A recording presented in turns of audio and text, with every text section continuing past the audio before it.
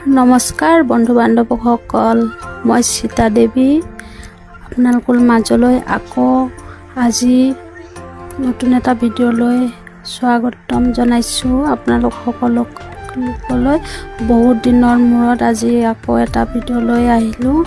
আশা কৰোঁ সকলোৱে সঁহাৰি দিব বুলি। মই প্ৰথমতে চিকেন বনাবলৈ বাবে মই সকলোখিনি ৰেডি কৰি ল'লোঁ। আজি বিশেষ বনাবলৈ লৈছোঁ চালগুমেৰে দি চিকেন আৰু চালগুম দি পেলাই বনাম বুলি ভাবিছোঁ। কিয় কি প্ৰথম চালগুমৰ ছিজনটো অলৰেডি খতম হৈ গৈছে, হয়নে নহয়? তো মই যোৱাকালি মাৰ্কেটত গ'লোঁ, দেখিলোঁ যে চালগুম বৰ ভাল লাগিলে। তাৰপিছত ল'লোঁ, ভাবিছোঁ চিকেন দি পেলাই ভাল লাগে, সেই বুলি ভাবিলোঁ চিকেন দি পেলাই আজি বনাম। চ' গাইজ, আপোনালোকক কেনে লাগে, আৰু যদি আপোনালোক সকলে হয়তো কোনোবাই খোৱা নাই, যদি এইদৰে বনাই পেলাই খাই চাবচোন, বৰ ভাল লাগে।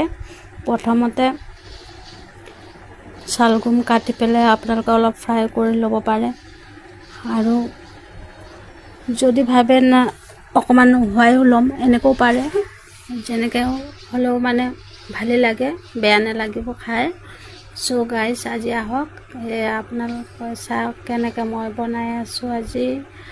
আৰু মোৰ ৰেচিপি যদি আপোনালোকক সকলোকে ভাল লাগে,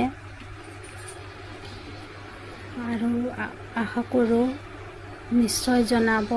আপোনালোকৰ সঁহাৰি উপেক্ষা, আপোনালোকৰ সঁহাৰিতে সকলো, নহ'লে একোৱে নহয়, হয়নে নহয়? চ' গাইজ, তো আজি এয়াই মোৰ ৰেচিপি। সুন্দৰ হৈ উঠিছে ৰেচিপিখিনি দেখো। এতিয়া মই পানী ঢালি দিছোঁ।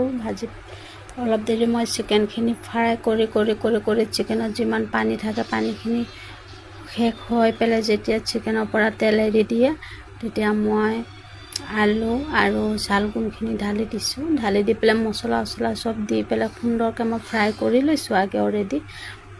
তাৰপিছত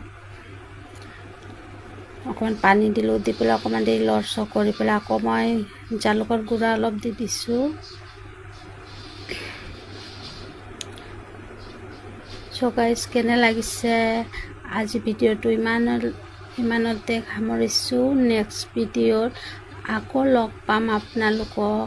আজিলৈ আহোঁ, টাটা বাই বাই, শুভ দুপৰীয়া।